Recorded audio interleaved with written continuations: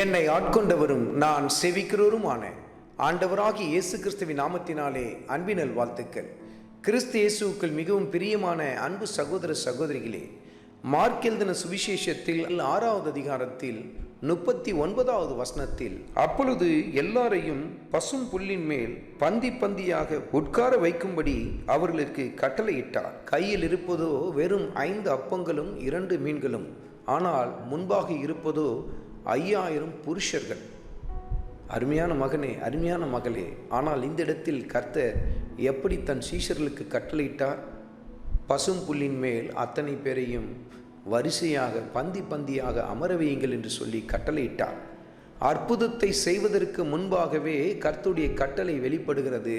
அற்புதத்தை பார்ப்பதற்கு முன்பாகவே அப்போஸ்தலர்களும் அந்த இடத்தில் உடனே கீழ்ப்படிந்ததையும் கர்த்தருடைய ஆவியானவர் சுட்டி காட்டுகிறார். பாருங்கள், இப்படித்தான் ஆண்டவர் இயேசு கிறிஸ்து நம்முடைய வாழ்க்கையில் அற்புதத்தை செய்வதற்கு முன்பாக அவர் சொல்லுகிற கட்டளைகளுக்கு நாம் மனமும் கீழ்ப்படிய வேண்டும். பாருங்கள், சில பேர் சொல்லுகிற காரியம் என்ன?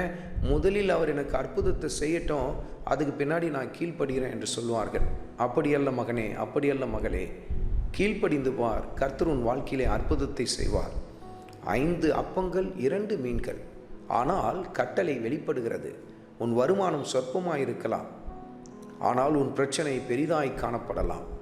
உன் கரங்களில் இருக்கிற காரியங்கள் மிக சொற்பமாய் காணப்படலாம், ஆனால் தேவைகளோ பெருகி காணப்பட்டு கொண்டிருக்கலாம். ஆனால் கர்த்தர் உனக்கு கட்டளையிடுகிற காரியத்திற்கு கீழ்ப்படிய ஆரம்பிப்பாய் என்று சொன்னால், அவருடைய வார்த்தைக்கு உடனுக்குடன் கீழ்ப்படிய ஆரம்பிப்பாய் என்று சொன்னால், அந்த இடத்திலே கர்த்தருடைய மகிமை வெளிப்பட ஆரம்பிக்கும். பாருங்கள், மீதி எடுக்கத்தக்கதாய் கர்த்தர் அந்த இடத்திலே ஆச்சரியமான காரியத்தை செய்தார்.